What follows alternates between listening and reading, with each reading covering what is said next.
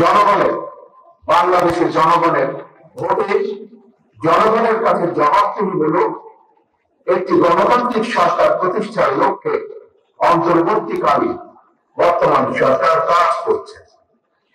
তবে মাফিয়া চক্রের প্রধান দেশ ছেড়ে পালালেও মাফিয়া চক্রের বেনিফিশিয়ারি অপশক্তি প্রশাসনের ভেতরে থেকে কিংবা রাজনীতির ছদ্মবেশে অন্তর্বর্তীকালীন সরকারকে চ্যালেঞ্জ ছুড়ে দেওয়ার অপচেষ্টা কিন্তু অব্যাহত রেখেছে। প্রিয় দেশবাসী, ভাই ও বোনেরা, বর্তমান অন্তর্বর্তীকালীন সরকার হাজারো শহীদের রক্তের বিনিময় লক্ষ কোটি জনতা গণ অভ্যুত্থানের ফসল। এই সরকারের কোন কোন কার্যক্রম সকলের কাছে হয়তো সাফল্য হিসাবে বিবেচিত নাও হতে পারে, কিন্তু এটি আমাদের প্রত্যেককে মনে রাখতে হবে, এই সরকারের ব্যর্থতা আমাদের সকলের ব্যর্থতা, বাংলাদেশের পক্ষে গণতান্ত্রিক জনগণের ব্যর্থতা। সুতরাং এই অন্তর্বর্তীকালীন সরকারকে কোনোভাবেই ব্যর্থ হতে দেওয়া যাবে না। দেশে বিদেশে থেকে নানা রকমের উস্কানিতেও জনগণ অন্তর্বর্তীকালীন সরকারকে ব্যর্থ হতে দেবে না। তবে অন্তর্বর্তীকালীন সরকার যাতে নিজেরাই নিজেদের ব্যর্থতার কারণ না হয়ে দাঁড়ায়, সে ব্যাপারে তাদেরকেও সতর্ক থাকতে হবে। বাংলাদেশ কিংবা যে কোনো দেশে গণ অভ্যুত্থানের মাধ্যমে গঠিত সরকার অবশ্যই জনগণের সরকার।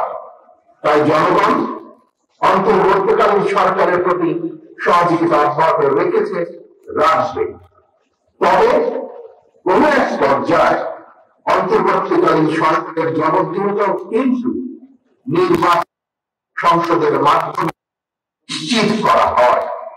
সুতরাং রাজনৈতিক ক্ষমতায়নের মাধ্যমে একটি নির্বাচিত সংসদ এবং সরকার প্রতিষ্ঠায় অন্তর্বর্তীকালীন সরকারের সকল সংস্কার কার্যক্রম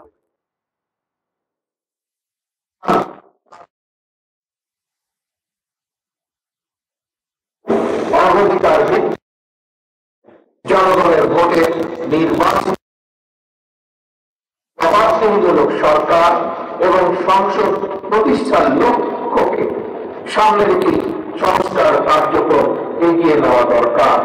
কারণ জনগণের রাজনৈতিক ক্ষমতায়ন ছাড়া সংস্কার কার্যক্রমে প্রক্রিয়ায় জনগণের সরাসরি সম্পৃক্ততা ছাড়া উন্নয়ন, গণতন্ত্র কিংবা সংস্কার কোনদিকে টেকসই এবং হয় না। এটি মাধ্যমে প্রতিটি ভোটারের ভোট প্রদানের অধিকার নিশ্চিত করে ভোটারদের কাঙ্ক্ষিত প্রতিনিধি নির্বাচন করার অধিকার প্রতিষ্ঠার মাধ্যমে জনগণের রাজনৈতিক ক্ষমতা নিশ্চিত করা সম্ভব। এবং সেই লক্ষ্যে বিশেষ করে নির্বাচন কমিশন, জনপ্রশাসনের সংস্কার এবং আইন শৃঙ্খলা বাহিনীকে সক্ষম এবং উপযুক্ত করে তুলতে হবে। অগ্রাধিকার ভিত্তিতে পদক্ষেপ নিতে হবে। ইতিমধ্যে বেশ কিছু ক্ষেত্রে সংস্কার কার্যক্রম হাতে নিয়েছে।